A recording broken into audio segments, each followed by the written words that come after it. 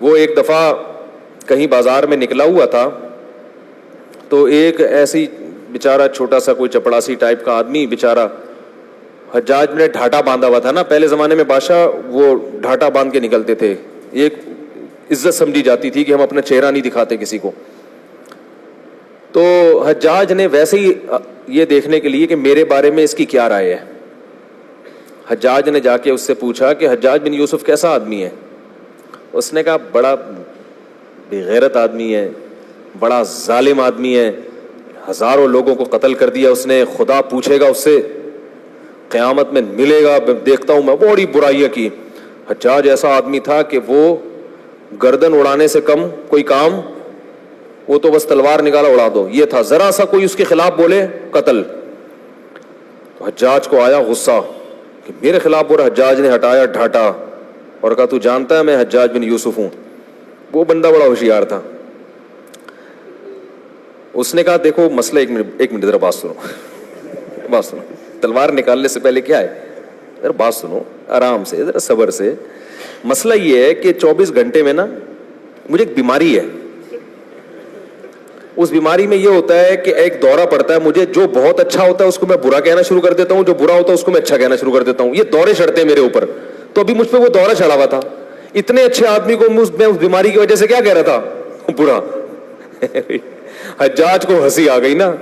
اور یہ تاریخ میں کہا گیا ہے کہ بڑا عجیب واقعہ ہے کہ حجاج نے اس کو معاف کر, ورنہ وہ معاف کرتا نہیں تھا. ہنسی آ گئی حجاج کو اس کی 1.5 ہوشیاری پہ, 1.5 ہوشیار. میرے ساتھ بھی ایسا بعض دفعہ ہوتا ہے, میں کہیں جا رہا ہوتا ہوں, ابھی جلدی سے سنا کے ابھی اصل موضوع کی طرف آتے ہیں. میں بھی کچھ دن پہلے کہیں جا رہا, اپنی گاڑی میں کچھ کام تھا میرا, تو میں نے ایک حلیہ بھی میرا ایسا ہی ہوتا ہے جب باہر جا رہا ہوتا ہوں میں, تو ایک میکینک تھا, اس کو میں نے دکھائی اپنی گاڑی. میں نے کہا یار یہ ذرا دیکھنا بھائی. اس نے گاڑی دیکھی اور مجھے دیکھا. اس کے بعد وہ اپنے کام میں مشغول ہو گیا. مجھے کہتا ہے آپ کی شکل بالکل مفتی طارق مسعود صاحب سے ملتی ہے. میں نے کہا ہاں مجھے لوگ کہتے ہیں. اب میں دیکھنے لگا اس کے دل میں میرے بارے میں کیا ہے, یعنی یہ تو عام ہی آدمی ہے نا, سامنے تھوڑی کوئی بتائے گا آپ کو. میں نے کہا ہاں یار میں بھی ان کے بیانات سنتا ہوں. کہہ رہا ہاں میں بھی سنتا ہوں. میں نے کہا آپ کا کیا کیسے ہے, کچھ ڈھنگ کے آدمی لگتے ہیں کچھ. کہہ رہے میں تو وہ ہوں ذرا بریلوی مسلک کا ہوں, لیکن میں ان کو بھی سنتا ہوں. میں نے کہا اچھا ماشاءاللہ, تو کیسا بیان کرتے ہیں. کہہ رہے بیان تو اچھا ہوتا ہے لیکن یار ایک بات بہت خراب ہے ان کی. اب پوری مجھ سے باتیں کر رہے ہیں وہ. میں نے کہا کیا کہہ رہے مسجد پہ بیٹھ کے لطیفے سناتے ہیں. یار یہ کہاں کا اسلام ہے یار, مسجد پہ بیٹھ پہ ہنسی مذاق کی باتیں. میں نے کہا چلو میں مفتی صاحب سے کبھی ملاقات ہوئی تو کہہ دوں گا کہ یار ایسا نہ کیا کریں. میں نے کہا باقی کوئی مسئلہ ہو. کہہ رہے نہیں باقی تو ٹھیک ہے ماشاءاللہ اچھا بیان کرتے ہیں, لیکن یہ مجھے پسند نہیں آتا ان کا کہ مسجد میں بیٹھ کے لوگوں کو ہنساتے ہیں. پھر گپ شپ ہوتی رہی. بالکل جب اینڈ میں نا میں جانے لگا, میں نے کہا میں وہی ہوں. میرے ساتھ ایسا بہت ہوتا ہے. ایک دفعہ میں اترا گاڑی سے, تو وہ ایک چھولے والا ہے, چھولے چاٹ نہیں ہوتے, ایک آگے کہیں یو پی کی طرف نا ایک چھولے کی وہ ہے, ریڑھی پہ چھولے لگاتا ہے. میں بچپن میں ایک ہمارے پرائمری اسکول میں جب پڑھا کرتا تھا تو وہاں ایک چاٹ والا آیا کرتا تھا. اس کی چاٹ بڑی مزے کی ہوتی تھی. وہ ہاف ٹائم جب ہوتا تھا نا, ہم اس کی چاٹ لے کے گھر سے, پیسے ملتے تھے جیب خرچی کے, اس وقت تو 58 چمنی ہوا کرتی تھی, تو وہ میں چاٹ لے کے کھاتا تھا اور انگلیاں چاٹتا رہتا تھا. تو بالکل اس کی چاٹ کا وہی ذائقہ تھا. تو مجھے اپنا بچپن بڑا یاد آتا تھا اور وہ وہی ٹیسٹ بالکل. تو میں اپنی گاڑی کہیں کنارے پہ لگا کے نا, تھوڑا سا حلیہ بھی میرا ایسے کچھ پگڑی وگڑی نہیں, ایسا خراما گئے اور وہ پٹے پہ بیٹھ گئے نا, کیونکہ وہ بیچارے کا سیدھی ریڑھی ہے اس کی, کوئی بڑی ہوٹل تو ہے نہیں, اور بڑے ہوٹل میں وہ ٹیسٹ وہ آتا نہیں ہے, تو وہ ٹیسٹ مجھے وہیں آتا تھا. تو میں نے وہ ریڑھی سے میں نے کہا یار وہ, اور میں اکٹھے 2 لیتا ہوں, وہ اتنا مزہ آتا ہے مجھے, وہ 2 چاٹ لیتا ہوں میں.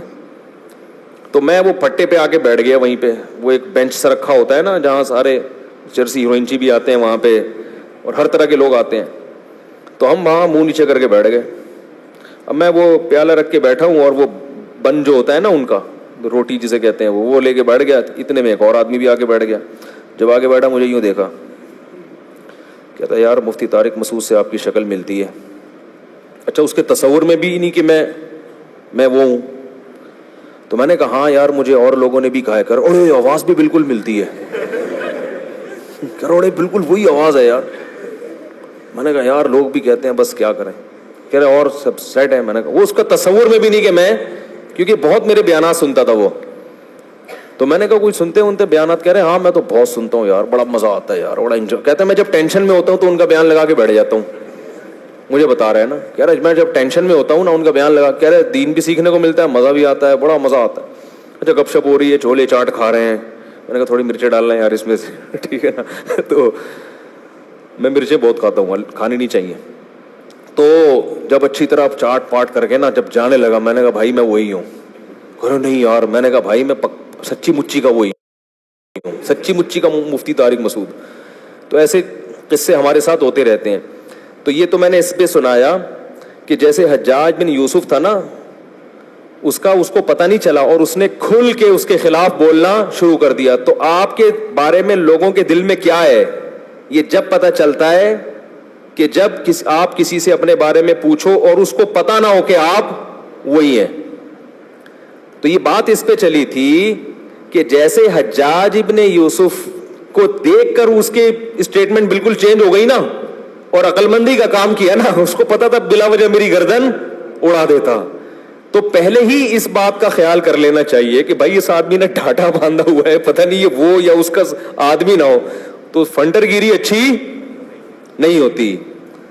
ڈرنے کے بعد پھر اس سے رجوع کر لینا, تو اس سے بہتر ہے شروع میں ہی وہی بات کرو جو افورڈ کر سکتے ہو. یہی مصلحت کا تقاضا ہے. ہاں بزدلی اسلام میں جائز نہیں ہے. بزدلی کا مطلب یہ ہے کہ آپ حق کو بیان کرنا چھوڑ دیں اس طور پر کہ لوگوں کو نقصان ہونا شروع ہو جائے. بعض دفعہ حق کو بیان کرنا کسی موقع کے لیے رکھ دیا جاتا ہے کہ ابھی بیان کرنے کا موقع نہیں ہے, فلاں موقع پہ بیان کریں گے. لیکن اگر کوئی عالم حق کو ہمیشہ کے لیے چھپا لے کہ لوگ کیا کہیں گے, یہ پھر بہت بڑی وعید ہے اس پر, یہ جائز نہیں ہے. پھر اس کو اپنی جان پہ کھیل کے بھی حق کو بیان کرنا پڑے تو عالم کی ذمہ داری ہے کہ وہ حق کو لوگوں کے سامنے بیان کرے. ہاں یہ ضرور ہے کہ ابھی موقع نہیں ہے, بعد میں کریں گے ہم, یہ تو ٹھیک ہے, لیکن کریں گے ہی نہیں یا غلط بیانی شروع کر دیں گے, یہ جائز نہیں ہے. یہ وہ کام ہے جو یہود و نصارہ کے علماء کیا کرتے تھے. اللہ فرماتے ہیں وَإِذْ أَخَذْنَا مِيثَاقَ مِيثَاقَ الَّذِينَ أُوتُوا الْكِتَابَ لَا تُبَيِّنُنَّهُ لِلنَّاسِ وَلَا تَكْتُمُونَ. ہم نے اہل کتاب کے علماء سے ایگریمنٹ لیا تھا. اللہ علماء سے بھی ایگریمنٹ لیتے ہیں. دیکھو یہود و نصارہ کے علماء سے اللہ نے ایگریمنٹ, یہ ایگریمنٹ کس کے ذریعے؟ پیغمبروں کے ذریعے. پیغمبر اپنے علماء کو کہہ کر گئے تھے کہ لَتُبَيِّنُنَّهُ لِلنَّاسِ, کہ تورات اور انجیل میں جو کچھ لکھا ہے لوگوں کے سامنے کھول کھول کے بیان کرنا ہے, چاہے آپ کے مفاد کے خلاف جا رہا ہو یا آپ کے مفاد کے حق میں جا رہا ہو. وَلَا تَكْتُمُونَهُ, اور اس کو لوگوں سے چھپانا نہیں ہے. اور یہ دیکھو جب ہم قرآن لوگوں کے سامنے بیان کرائیں گے تو قرآن میں احکام کی دو قسمیں ہیں, ایک کا تعلق ہے عقیدے سے, ایک کا تعلق ہے عمل سے. عقیدے کی اہمیت زیادہ ہے یا عمل کی زیادہ ہے؟ بولو نا. عقیدے کی. اب عقیدے کی اہمیت زیادہ ہے تو عقیدے بہت ہیں اسلام میں. ایک توحید کا عقیدہ, رسالت کا عقیدہ, آخرت کا عقیدہ, جنت جہنم کا عقیدہ, فرشتوں کے وجود کا عقیدہ. تو ان میں سب سے اہم عقیدہ کون سا ہے؟ توحید. اب میں کبھی توحید بیان کرتا ہوں نا تو لوگ اس پہ بھی کہتے ہیں یار یہ کیوں, اس سے تو فلاں مسلک کے لوگوں کو تکلیف ہو رہی ہے, اس سے تو آپ کے ویورز کٹ رہے ہیں. تو میں ان سے کہتا ہوں بھائی اگر یہ بھی بیان نہیں کریں گے, توحید بھی اگر کھول کھول کے بیان نہیں کریں گے, تو بہتر نہیں ہے کہ میں بھی ایک چھولے کی ریڑھی لگا لوں؟ کیا ہو گیا؟ یعنی اگر قرآن کی جو ایک تو عقیدے سے اس کا تعلق ہے جس کی اہمیت عمل سے زیادہ, اور پھر عقیدے میں سب سے اہم عقیدہ کیا ہے؟ توحید. اور توحید میں بھی آگے یاد رکھو توحید کی اپوزٹ کیا ہے؟ شرک. توحید کا الٹ کیا ہوتا ہے؟ شرک. تو شرک کی نفی کرنا توحید ہی ہے نا. تو سب سے بڑا شرک پتہ ہے کیا ہے؟ اللہ کے سوا کسی کو مدد کے لیے پکارنا. یہ شرک کی سب سے بڑی قسم ہے اور سب سے خطرناک قسم ہے جس نے ہمیشہ مشرکوں کو برباد. ہر دور کے مشرک اس قسم کے شرک میں مبتلا ہوئے ہیں. وہ یہ نہیں کہتے تھے کہ اللہ جیسا اللہ بھی کوئی ہے, وہ کہتے تھے جیسے اللہ سے ہم ڈائریکٹ پکاریں تو بھی ٹھیک ہے, لیکن اللہ نے کچھ اختیارات اپنے بندوں کو بھی دے دیے ہیں, ان کو بھی پکارا جا سکتا ہے. اسی شرک کی نفی کے لیے دنیا میں پیغمبر آتے رہے ہیں, اور اسی کے لیے اللہ نے ہم سے ہر نماز کی ہر رکعت میں کہلوایا ایاک نعبد و ایاک نستعین, اے اللہ صرف تیری عبادت کریں گے. اللہ کو پتا تھا یہ عبادت کے مفہوم میں گھما دیں گے بات کو, اس لیے اگلا جملہ کہلوایا ایاک نستعین, مدد صرف تجھی سے. استعانہ مدد کو کہتے ہیں. تو اب یا اللہ مدد کے علاوہ تمام راستے اللہ نے بند کر دیے کہ نہیں کر دیے؟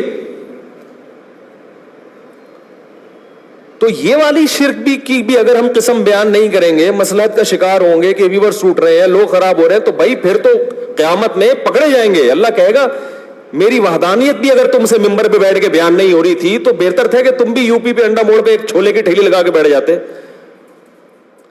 تو یہ بڑا خطرناک شرک ہے.